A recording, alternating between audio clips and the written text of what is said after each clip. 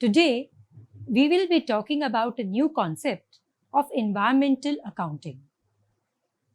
I am the course coordinator and presenter of this lecture, Dr. Aparna Samudra, and I belong to RTM Nagpur University, Nagpur. In the previous lecture, we have talked about the various environmental valuation techniques, where we have understood that why it is important to give a monetary value to the environment. In this lecture, we will be explaining that what are the various concepts and the need of environmental accounting, and thereafter we will be having an overview of the system of environment economic accounting which has been given by the United Nations. As we talked about in the previous lectures, we had said that valuation of environment is important because environment is giving not only the inputs which are used for any economic activity, but it is also providing certain cultural, services which have a positive impact on the human life. Let us understand the background of environmental accounting first of all before going into the technicalities of it.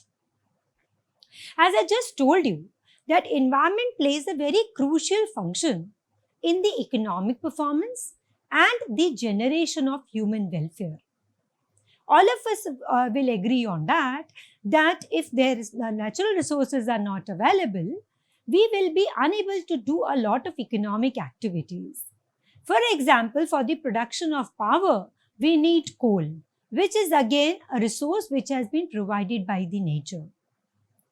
And in turn, whenever we talk about economic growth or development, we need these environmental inputs. And not only that, we are also putting back the residues of the economic activity back into the environment. The functions which the environment provides include the provision of natural resources to production and consumption activities as any economic activity. For the purpose of production of that, as well as many times for the consumption of goods also, we require these natural resources. Second important function which is being provided by environment is with respect to waste absorption. Not only this, the environmental services are also giving life support and other human amenities. Imagine a situation, air pollution or water pollution, because of which what might happen is that the human survival becomes difficult. So all these activities which we directly see or indirectly see are being provided by the environment. Hence, it is very important that we need to take into account the environment and the economic in an integrated fashion. That is, we should not be keeping environment different from the economic activity. To make it clear further, we will go back to the basic circular flow in an economy. But let me just give a quick recap on the circular flow in the economy. For a very simplification purpose, we are taking only two sectors, or it is a two-sector economy where there are two units. One is the consumers, which we call as households, and other is producers, which we also call as firm. So two economic units are there in this circular flow. One are the consumers and other are the producers. Who are consumers? Consumers are those who are providing the various factors of production to the producers or to the firms. Not only are they producers, are they providers of various types of factor inputs like labor and capital, they are also consuming the goods and services which are being produced by the firms. So if you see this diagram, there is a circular flow, that is land and labor, which are two important factors of production. They are traveling from the household sector to the firms or to the producers, And thereafter, these factors of production, which are labor and capital, they are being used by these firms to produce various goods and services. So these goods and services are then traveling from the firms to the households, and we call them as finished goods and services. Why is it called as a circular flow? Is because if you see this diagram closely, on the one hand, the households, which are the consumers, are providing labor and capital, which in our case are the factors of production, to the producers. In return for the factor services being provided by these factors of production, the producers are giving them some reward, factor rewards. For example, to the labor, they will be paying wages. To the capital, they will be paying rate of interest. So, there is a flow of factors of production, and in return of this flow of factors of production, producers are paying them something in money or in dollars. On the other hand, the producers, when they use these factors of production, they are producing some goods and services, and they are giving it back in the commodity market or in the product market. From the product market, these consumers are going to buy these goods and services from the income which is being paid to them by the producers. So when they are spending on these goods and services, the money which they earned as income is going back to the producers. So the money and the factors are traveling between these two sectors of the economy. Therefore, we call it as a circular flow of an economy.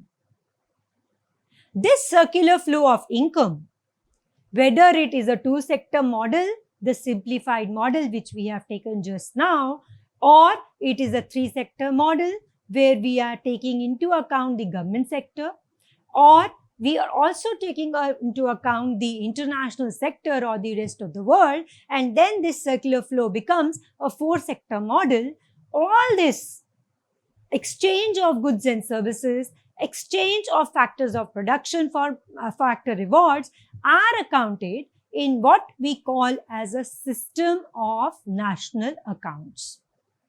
So what we have done until now is we have understood that in an economy, if there is a economic production, the money is flowing between two sectors, consumers and the firms. And when we account for this monetary value of these goods and services, we put them in a form which is called as system of national accounts. Formally, if we want to define that what is a system of national accounts, we say it is an internationally agreed framework. It is an internationally agreed framework for the systematic compilation and presentation of economic data. That is, whatever economic data which we have seen in the circular flow of income, whatever exchange of goods and services is taking place in the product market, or exchange is taking place in the factor market by purchasing of labor and capital by the firms from the households, when we put it in a systematic manner, when they're compiled systematically and presented, that framework is called as a system of national account. This system of national account includes two main categories. One is called as flow of goods and services, and second is the stock of assets used in the production of goods and services. That is, one we are saying that the goods are flowing from one sector to another sector. Services are flowing from one sector to another sector. That is one aspect or one category of SNA. The other category of SNA is that we take into account the stocks of assets which have been used in the production of goods and services. That is, one, we are understanding that how many goods and services are being consumed in a given period of time. And second, then we see is what has happened to the stock of assets which has been used in the production process. So, we are taking into account the both stock and the flow categories. In case of system of national accounts, both stocks and flows are measured in monetary terms. That is, we are giving a monetary value to whatever goods or services are being flown from one sector to another. Similarly, we are also giving in monetary terms that what is the value of the asset which has been used in the production of goods and services.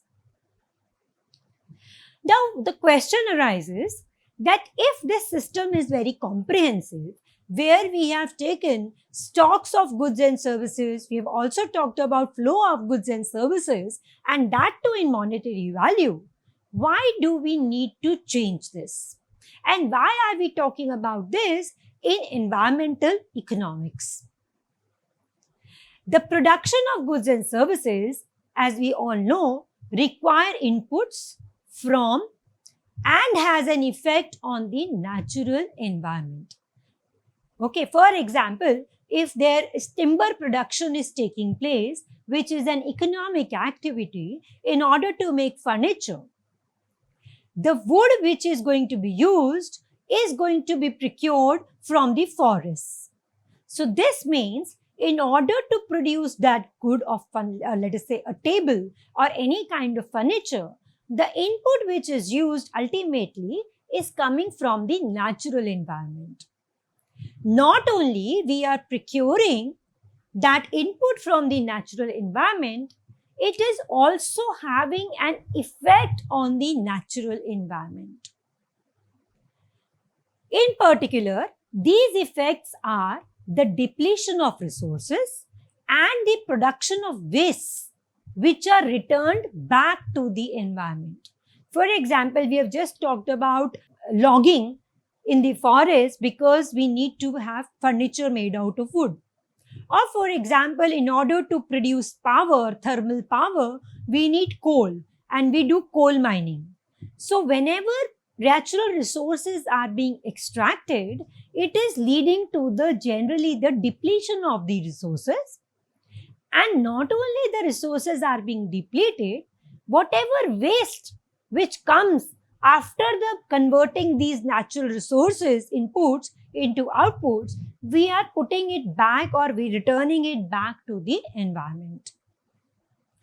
When we talk about the conventional system, that is the SNA, it nowhere takes into account the extent that any product that is included in the GDP has made use of the natural capital as a resource or as a waste depository.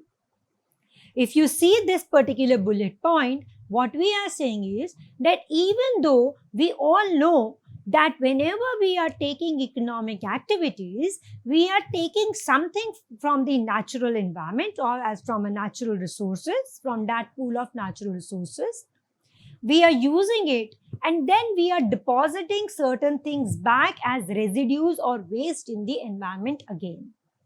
But nowhere in the circular flow of income, which we saw a few minutes back, we talked about that the extent of the natural resources which has been used by these products, which are being included in the conventional system of calculation of GDP. And neither we have seen that what has happened to the waste depository created when we are doing this economic activity. So even though your GDP is taking into account the value of goods and services being produced, but nowhere in the conventional system of SNA, we are talking about that what has happened to the natural capital depletion of resources or to the waste which have been deposited back. So because of these limitations of SNA, we need to improve the system. Let us just see that what are these limitations. The first limitation, which you must have now gauged by now, is that this particular system only concentrates on goods and services that are bought and sold in the market. If you know, the conventional definition of GDP is, we say market value of all the goods and services produced in a domestic territory in a given period of time. That is, whenever we are calculating GDP or GNP of any country, we are only concentrating on the goods and services which are brought and being sold in the market. Unlike the man-made assets, this does not take into account the depreciation of the natural resources. When we talk about GDP and NNP or NDP, we say that we deduct the amount of depreciation from the capital assets which the economy has. For example, if we have some machinery, because we have been using it over time, its value will get reduced. And that depreciation we account for in the system of national accounts. But when we talk about environmental products, when we are using these natural inputs, they are also depleting. But in your system of national accounts, we nowhere take into account the depreciation of natural resources. So, first limitation is that we only concentrate on the goods and services which are being bought and sold in the markets. We are not talking about that what is happening to those natural assets or those natural resources which are being used to produce these goods and services. Secondly, we also do not take into account the depreciation of these natural resources. So the various measures of your SNA, the conventional measures like GDP and NDP, they fail to indicate the deterioration of the environment because of the economic activity, because the depreciation which we are taking is only of the natural resource, and only those goods and services we are talking about are those which are being brought for the purpose of selling in the market. Let us take a small example to make it clear further. For instance, when we are talking about SNA, a tree has no value until it is cut down. Okay, as we just gave the example that if we want to make furniture and we are going in for logging of timber, till that tree is fell, that wood in system of national accounts has no value.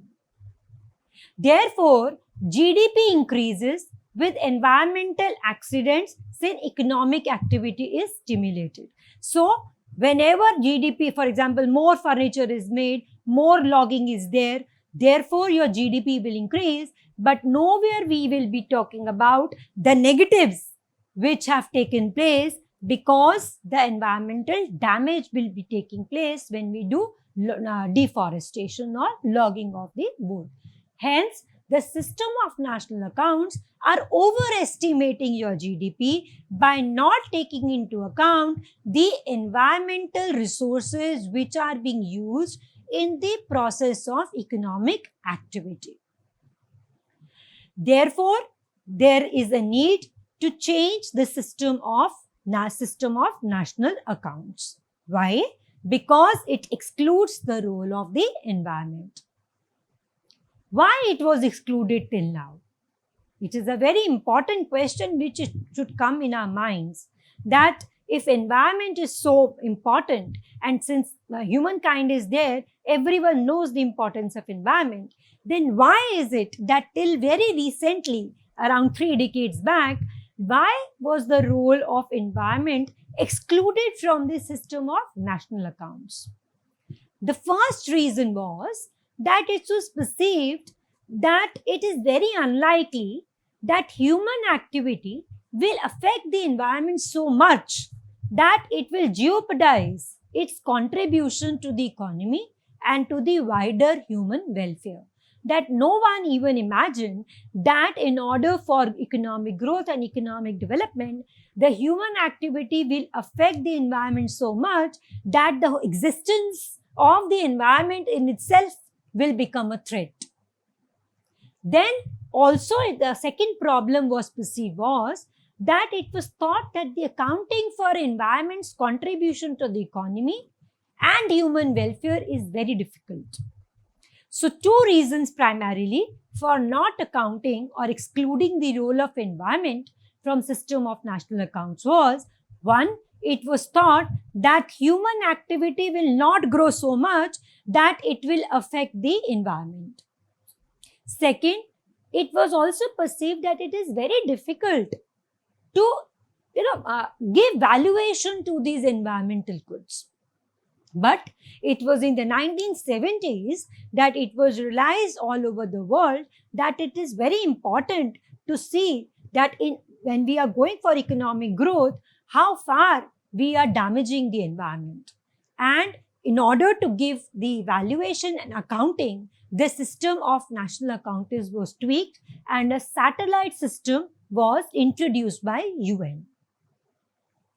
Now let us define what is environmental accounting before going into what is system of environment economic accounting. Environmental accounting is many times also referred to as green accounting, resource accounting, integrated economic and environmental accounting. These are other synonyms which are given to environmental accounting. What does it mean?